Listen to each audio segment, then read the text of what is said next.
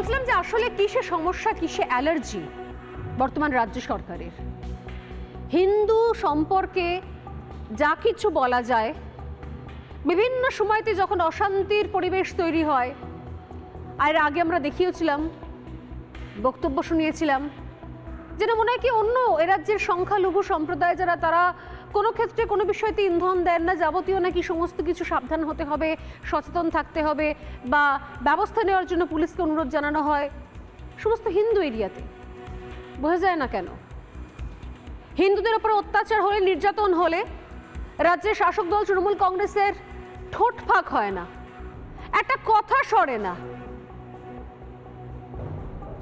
এমনকি প্রতিবেশী দেশ, সেখানে পর্যন্ত হিন্দু নির্যাতন হলে তখন হয়ে যায় এটা তো অন্য রাষ্ট্রের ব্যাপার, আমরা কি করে মতামত দেব, নাক গলাবো। অথচ অন্যান্য ক্ষেত্রে টনটনে জ্ঞান রয়েছে শাসক দলের, কি প্যালেস্তাইন, কি গাজা, সব বিষয়তে মতামত রয়েছে, কিন্তু এক্ষেত্রে নেই। হিন্দু শব্দে সমস্যা। যদি রাজ্যের শাসক দল মনে করে যে হিন্দু তাদের ভোট ব্যাংক নয়, শুধুমাত্র সংখ্যালঘু মুসলিমই তাদের ভোট ব্যাংক, তাহলে মাঝে মধ্যে আবার হিন্দুদের মন পাওয়ার চেষ্টাটাই বা কেন? রাজ্যের শাসক দলকে খুব স্পেসিফিক্যালি বুঝিয়ে দিচ্ছে যে এই মুহূর্তে সংখ্যালঘু তোষণ ছাড়া তারা অন্য আর কোনো পথে হাঁটবে না, কারণ তারা জানে যে এ রাজ্যে হিন্দুরা এককাট্টা হতে পারবে না। গোটা দেশে হয়ে যাবে, গোটা পৃথিবীতে হিন্দুরা এককাট্টা হবে, কিন্তু এ রাজ্যে হিন্দুদের ক্ষমতা নেই এককাট্টা হওয়ার। কারণ এ রাজ্যে হিন্দুদের মধ্যে অনেক কিছু হিসেব নিকেশ, ইকুয়েশন চলে আসছে। আমি বলছিলাম যে কিভাবে ঘরে এবং বাইরে কার্যত লড়াই করছে রাজ্যের শাসক দল তৃণমূল কংগ্রেস, শুধুমাত্র সংখ্যালঘুদের স্বার্থ সিদ্ধির জন্য, সংখ্যালঘুদের স্বার্থ রক্ষার জন্য। স্বার্থ রক্ষা অব্দি হলেও হতো, ঘরে এবং বাইরে এই মুহূর্তে লড়াই চলছে যাতে কিভাবে হিন্দু স্বার্থকে জলাঞ্জলি দেওয়া যায়, সেখানে আঘাত করা যায়। বাইরে কিরকম, যেরকম শুরুতেই বললাম, এক টানা যে কোনো ইস্যু হোক, যেখানে কোথাও দেশের গণতন্ত্রের কথা বলা হচ্ছে, সাম্যের কথা বলা হচ্ছে, সমানাধিকারের কথা বলা হচ্ছে, সেখানেও সংবিধান গণতন্ত্রকে চ্যালেঞ্জ করে দরকার হলে রাজ্যের শাসক দল নেবে সংখ্যালঘুদের পক্ষ। যেরকম ওয়াক অফ সংশোধনী করতে দিতে চায় না রাজ্যের শাসক দল, ওয়াক অফ ল্যান্ডের নামে 2 নম্বরে চলছে, দুর্নীতি চলছে, যে কোনো জায়গাতে ওয়াক অফ ল্যান্ড ক্লেম করা হচ্ছে, এমনকি রাজ্যে থাকা যেগুলো সত্যিকারের জেনুইন ওয়াক অফ ল্যান্ড, সেগুলো পর্যন্ত তৃণমূল কংগ্রেসের রতি মহারথীরা হাতিয়ে বসে আছে। তারা আমার কাছে কেন্দ্রে ওয়াক অফ বিলের বিরোধিতা করে, কত বড় দ্বিচারিতা।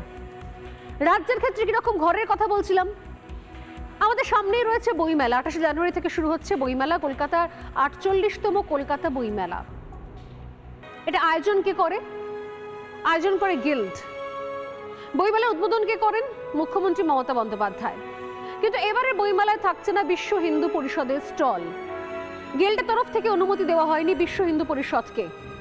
বিশ্ব হিন্দু পরিষদ তাই বাধ্য হয়ে মামলা করে কলকাতা হাইকোর্টে, যদি এটা আইনের বিষয় নয়। আজ সেই মামলাতে বিশ্ব হিন্দু পরিষদের আবেদন খারিজ করে দেওয়া হয়েছে, কারণ বিষয়টা আইনের বিষয় নয়। আগেই যেরকম বললাম, বিচারপতি অমৃতা সিনহার পর্যবেক্ষণ যে হাইকোর্ট এই মামলায় সঠিক পদ্ধতিতে দায়ের করা হয়নি। কেন সঠিক পদ্ধতিতে নয়? কারণ গিল্ড যেহেতু একটা বেসরকারি সংস্থা, তাই তার বিরুদ্ধে মামলার গ্রহণযোগ্যতা নিয়ে প্রশ্ন রয়েছে। ওই যে বললাম, আইনের জায়গাটা রয়েছে, কারণ বিষয়টা আইনের নয়। যদি কাউকে ইচ্ছাকৃতভাবে এই ক্ষেত্রে এই বেসরকারি সংস্থার তকমা দেখিয়ে কাউকে বঞ্চিত করা হয়, তাহলে তার রাস্তা সত্যি সত্যি সে সমাধান সূত্র আইনের মাধ্যমে নাও বেরোতে পারে অনেক সময়তে। সত্যিই তো, একটা বেসরকারি সংস্থা যদি মনে করে যে আমি অমুককে আমার এমপ্লয়ি হিসেবে রাখবো না, সঙ্গে সঙ্গে আইনের দ্বারস্থ হলে কি বিচার পাওয়া যাবে? আইন যেরকম রয়েছে, আইনের সেরকম ফাঁকও রয়েছে। আর ঠিক এই ফাঁকটাই কাজে লাগিয়েছে সুকৌশলে গিল্ড এবং পশ্চিমবঙ্গ সরকার। কিরকম ভাবুন, এই বুক সেলার্স গিল্ড তারা বেসরকারি সংস্থা হিসেবে প্রতি বছর কলকাতা বইমেলাটা করে আসছে ঘটা করে। শুরু থেকে শেষ পর্যন্ত ইনভলভমেন্ট রয়েছে কার? পশ্চিমবঙ্গ সরকারের। পশ্চিমবঙ্গ সরকারের লোগো ইউজ হচ্ছে, মমতা বন্দ্যোপাধ্যায় উদ্বোধন করছেন, তার নাম ব্যানার ইউজ হচ্ছে, তার ছবি ইউজ হচ্ছে, সমস্ত সিদ্ধান্ত নেওয়া হচ্ছে পশ্চিমবঙ্গ সরকারের তরফ থেকে, এমনকি মেলা প্রাঙ্গণ কোথায় হবে সেটাও নির্ধারণ করে দেয় পশ্চিমবঙ্গ সরকার। অথচ এই ধরনের কোনো অন্যায় হলে স্টল দেওয়া নেওয়ার ক্ষেত্রে তারা সরাসরি হাত তুলে নেয় এবং বলা হচ্ছে যে এটা তো বেসরকারি সংস্থা, গিল্ড বেসরকারি সংস্থা, তাই সেক্ষেত্রে কোনো রকমের কিছু ভূমিকা নেই সরকারের। খুব স্বাভাবিকভাবেই আইনটাও সেই রকমই কথা বলছে।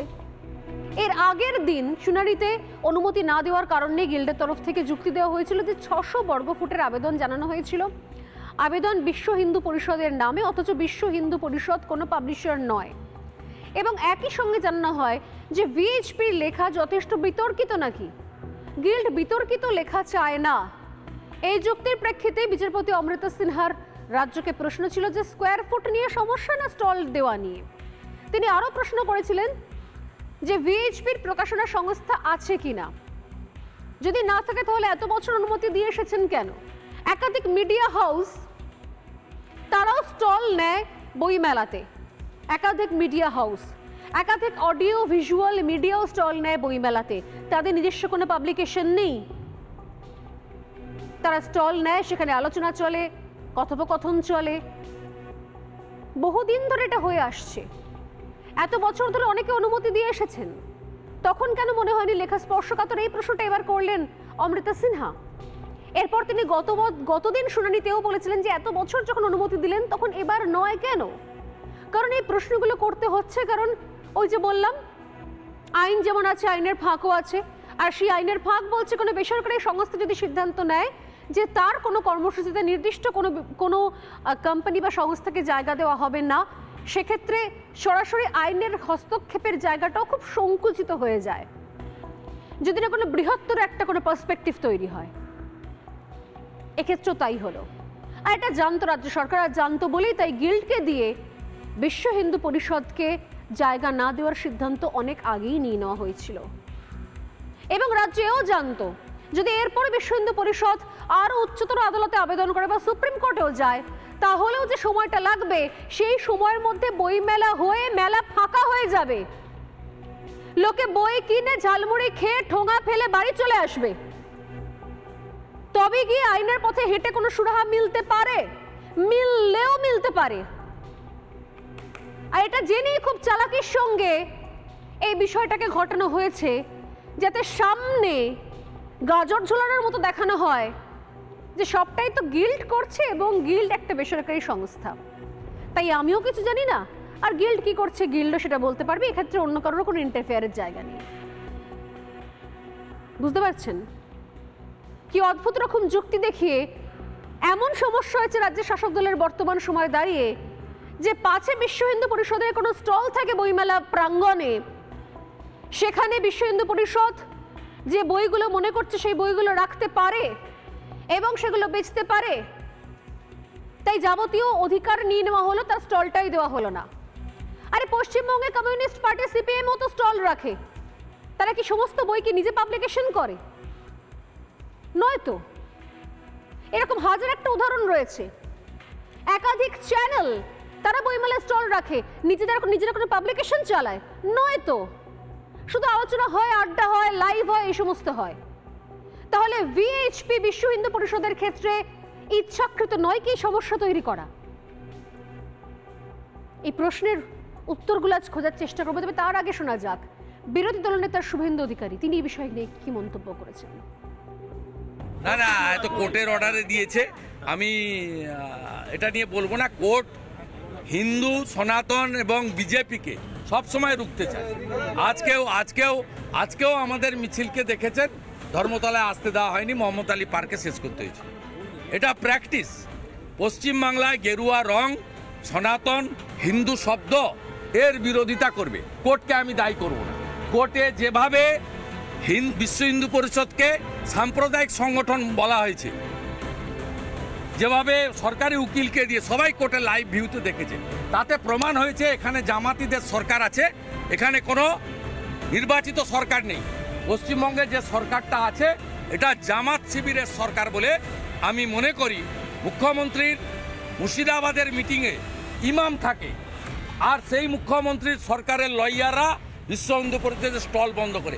বাকি উত্তর আগামীকাল 2টোর সময় মুখ্যমন্ত্রী যেখানে সভা করেছেন লালবাগে শুভেন্দু অধিকারী দেবে। মুর্শিদাবাদে কালকে দেখা হবে, জঙ্গি মুক্ত মুর্শিদাবাদের দাবিতে কালকে আমি মুর্শিদাবাদ। জাজমেন্ট আছে, সেটাকে সেভাবে বলা উচিত নয়, তবে এটা খুব দুর্ভাগ্যজনক। বিশ্ব হিন্দু পরিষদের স্টল না দিতে পারাটা অত্যন্ত দুর্ভাগ্যজনক। সমস্ত সংগঠনের যেমন অধিকার আছে, আমার মনে হয় বিশ্ব হিন্দু পরিষদের রাজ্য সরকার তো আপত্তি জানিয়েছিল, অনেক পয়েন্ট তাদের আপত্তি ছিল এই মামলা চলাকালীন। বিশ্ব হিন্দু পরিষদের এই স্টলের মামলাটা চলাকালীন এর আগে অমৃতা সিনহা প্রশ্ন করেছিল যে এর আগেও তো তারা দিয়েছে, আপনারা আপত্তি তোলেননি কেন? তো সেই ক্ষেত্রে কোনো সদর্থক উত্তর রাজ্য সরকার আমি জানি না, আমি অর্ডারটা দেখিনি, অর্ডারটা না দেখলে বলা উচিত হবে না, তবে এটুকু বলতে পারি খুব দুর্ভাগ্যজনক। কাদের বইকে প্রমোট করতে চান মমতা বন্দ্যোপাধ্যায়? কাদের বই? প্রতিবার বইমেলার উদ্বোধন করেন, ঘন্টা বাজে, শেষ হয়, কত কিছু হয়, শুরু হয়, শেষ হয়, কিন্তু বইমেলা আসলে কাদের জন্য? কাদের বই রাখতে চাইছেন? এত সমস্যা হয়ে যাচ্ছে এই বইমেলাতে বিশ্ব হিন্দু পরিষদের রেকমেন্ডেশন নিয়ে বা বিশ্ব হিন্দু পরিষদের পছন্দের বই নিয়ে। যখন প্রথমেই মামলাটা উঠেছিল কোর্টে, তখন সেই সময় বিশ্ব হিন্দু পরিষদের তরফ থেকে বলা হয়েছিল যে নাকি সেন্সিটিভ বই রাখা হয় বিশ্ব হিন্দু পরিষদের স্টলে। সেন্সিটিভ বই, স্পর্শকাতর বই, কি তার সংজ্ঞা? স্পর্শকাতর বইয়ের সংজ্ঞাটা কি? যখন জানতে চান অমৃতা সিনহা, তখন সেই সংজ্ঞা স্পষ্ট করে বলা হয়নি। সঙ্গে সঙ্গে পাল্টা যুক্তি দেওয়া হয়েছিল যে নাকি 600 স্কোয়ার ফিটের স্টল চাওয়া হয়েছিল, সেটাও একটা সমস্যা। আমি বললাম কিছুক্ষণ আগে, তাদেরকে জিজ্ঞাসা করা হয় সমস্যা কোন জায়গায়, 600 স্কোয়ার ফিটের স্টল নাকি স্পর্শকাতর বই? উত্তর পাওয়া যায়নি। কিন্তু যেহেতু বেসরকারি সংস্থা, তাই আইনের দরজায় পার পাওয়ার জায়গা থাকে, আর এটা জানে রাজ্য সরকার। কেউ বিশ্বাস করবে না কলকাতা বইমেলাটা পুরোটাই বেসরকারিভাবে হয়। তার শুরু থেকে শেষ পর্যন্ত ছত্রে ছত্রে সরকারের বেঁধে দেওয়া নিয়মাবলী থাকে, বিধিনিষেধ থাকে। এমনকি কলকাতা বইমেলাতে কারা গান গাইবেন, কোন কোন সঙ্গীত শিল্পী আসবেন, কিভাবে কি হবে, কোন স্টল বসবে, প্রতিটা জিনিস কি নির্ধারিত হয় না? রাজ্যের শাসক দলকে কেউ কিছু জানতে পারে না। কলকাতা বইমেলা উদ্বোধন করেন মুখ্যমন্ত্রী, বইমেলা চত্বর জুড়ে থাকে মুখ্যমন্ত্রীর ব্যানার, ফেস্টুন থাকে, তৃণমূলের জাগো বাংলা স্টলও। এবং ওই বইমেলা থেকে মমতা বন্দ্যোপাধ্যায় তিনি বলেন যে তরুণ যুবকে এগিয়ে আসতে হবে, বই পড়তে হবে। কাদের কথা বলেন তাহলে মমতা বন্দ্যোপাধ্যায়? বিশ্ব হিন্দু পরিষদের স্টলে যারা যান, তাদের বই পড়ার বা নিজের পছন্দের বই দেখার, রাখার কোনো অধিকার দেবেন না মমতা বন্দ্যোপাধ্যায়? সবকিছু হবে আড়াল থেকে, মেঘনাথের মতো, আর সামনে থাকবে একটা বেসরকারি সংস্থা, গিল্ড। মমতা বন্দ্যোপাধ্যায়ের উদ্বোধনের পর একটা বক্তব্য মনে পড়ছে এই মুহূর্তে, বইমেলা সংক্রান্ত। নিজের কবিতা পড়ে তিনি বলেছিলেন যে তরুণ যুবকে তিনি উদ্বুদ্ধ করছেন বইমেলায় এসে বই পড়ার জন্য। সেই অংশ একটু আপনাকে শোনাবো। বইমেলা নিয়ে আমি একটা ছোট্ট কবিতা লিখেছিলাম, আজ নয় অনেক দিন আগে। তাতে আমি লিখেছিলাম, ব্যস্ততম বিকালে, দীর্ঘতম সন্ধ্যায় জমে উঠেছিল বইমেলা, বই প্রেমীদের পবিত্র ছোঁয়ায়। ধুলা মন্দিরের দুর্লভ সন্ধ্যায় কত মানুষের কাঙ্ক্ষিত আনাগোনায় কিছু মুহূর্ত দেখা হলো বইপ্রেমী তোমার ও আমার। আর এই বইমেলা আমি একদিন মনে করি বিশ্বের 1 নম্বর। এখনই কলকাতা বুক ফেয়ার বিশ্ব বিস্তৃত, বিশ্ব বিস্মিত, বিশ্ব নন্দিনী, বিশ্ব সেরা। আমি আপনাদের সমর্থনে বলি, বাংলায় পথ দেখায় সবসময়, একটু বই পড়ুন।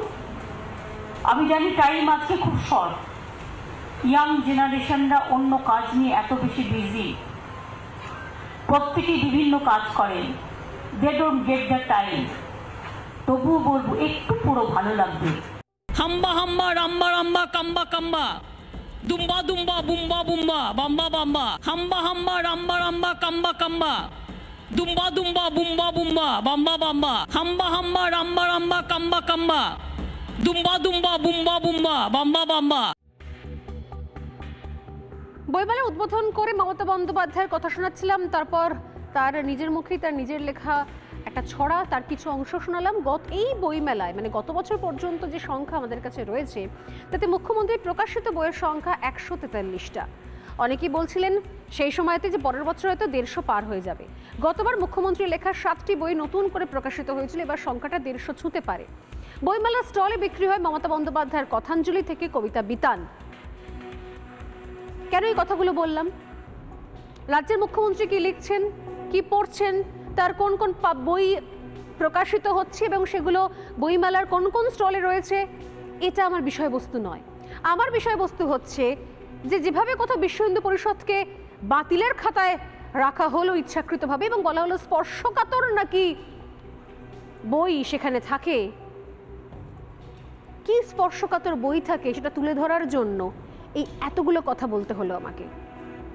চলুন দেখাই বিশ্ব হিন্দু পরিষদের স্টলে মূলত কোন কোন বই সব থেকে বেশি ভিড় জমায়, কোন কোন বইয়ে আপত্তি রয়েছে মমতা বন্দ্যোপাধ্যায়ের স্নেহধন্য গিল্ডের। এই প্রশ্ন আমি তুলব আজকের ডিবেটে। তার আগে দেখাই মূলত কোন বইয়ের ভিড় দেখতে পাওয়া যায় বিশ্ব হিন্দু পরিষদের স্টলে। অনেক কবিতা শুনলেন, অনেক ছড়া শুনলেন, অনেক গল্প, অনেক ধরনের বইয়ের স্টল গোটা বইমেলা জুড়ে থাকে, কিন্তু বিশ্ব হিন্দু পরিষদের স্টলে ভিড় জমায় কোন কোন বই দেখুন। এর আগে বিশ্ব হিন্দু পরিষদের যে স্টলগুলোতে আমরা বহুবার গেছি সেখানে দেখতে পাওয়া গেছে সেই স্টলে সব থেকে বেশি ভিড় থাকে গীতার, থাকে সেখানে জল উপস্থিতি থাকে উপনিষদের, থাকে বাংলায় তর্জমা করা রামায়ণ, থাকে বাংলা ভাষার মহাভারত, রামায়ণের সমস্ত খণ্ড, মহাভারতের সম্পূর্ণ সংস্করণ, থাকে বেদের সারাংশ, এছাড়াও থাকে বাংলা ভাষায় হনুমান চালিসা। এছাড়াও ভিড় জমায় স্বামী বিবেকানন্দের জীবনী লেখা একাধিক লেখকের লেখা স্বামী বিবেকানন্দের জীবনী।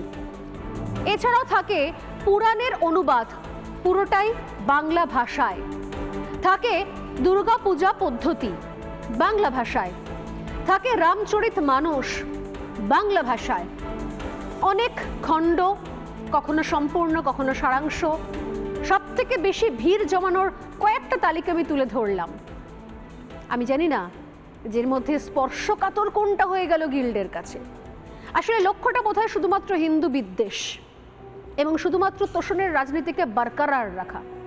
এখানে বইমেলায় হিন্দুদের বই নিষিদ্ধ, আর দিল্লিতে তৃণমূল সহ বিরোধী দল তারা ওয়াকফ সংশোধনী আটকাতে মরিয়া হয়ে যাচ্ছে।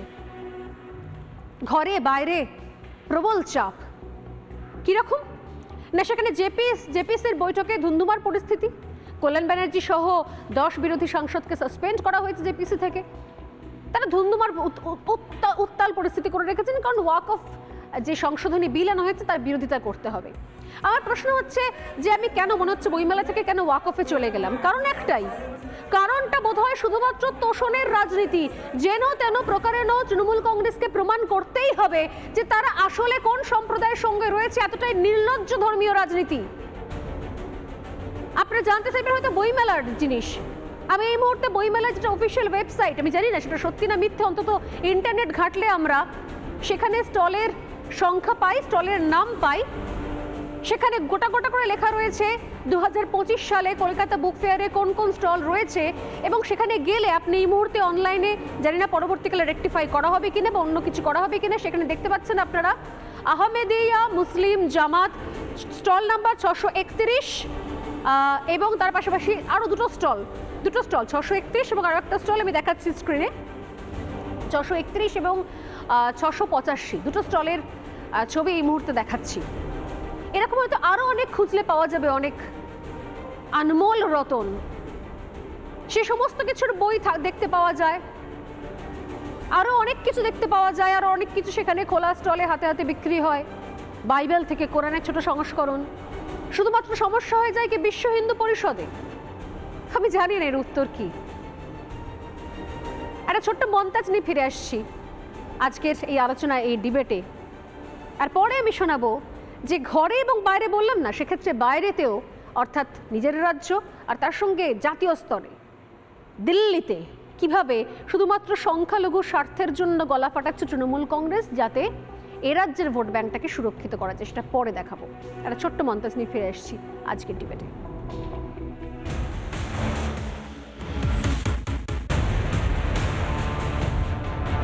आज के लिए सस्पेंड किया है, let them continue. They want it. They wanted to have it without any opposition. আমাদের মরার পথে নিয়েছে, মরার যাত্রী এখন আমরা।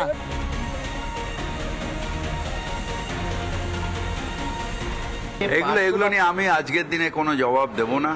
তার কারণ হচ্ছে যে ভাউ ভাউ করে আমাদের ভাউ ভাউ করে আজকের দিনে পোষায় না।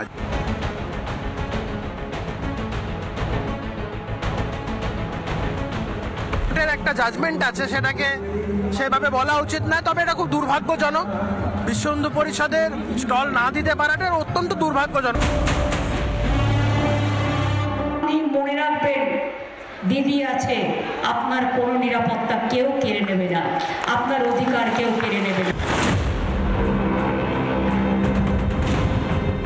আপনাদের জীবনের নিরাপত্তা দেওয়ার দায়িত্ব আমাদের, তার কারণ আমরা থাকতে আপনাদের কেউ কোনো রকম অত্যাচার করতে পারবে না।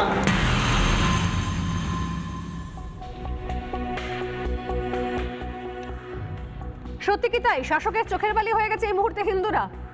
যখন চারিদিকে উন্নয়ন ঝুপঝাপ হেলে পড়ছে, ধূপধাপ ভেঙে পড়ছে, মাটির মধ্যে মিশে যাচ্ছে, যখন শাসকের উন্নয়ন রাস্তায় বসে থাকে, চাকরি নেই করে চিৎকার করে, বিভিন্ন রকমের চুরি দুর্নীতি সামনে চলে আসছে, তখন মনে হচ্ছে সবার আগে টার্গেট করা দরকার হিন্দুদেরকে, এবং হিন্দুদের স্টল বিশ্ব হিন্দু পরিষদ, তাকে আগে বয়কট করা দরকার।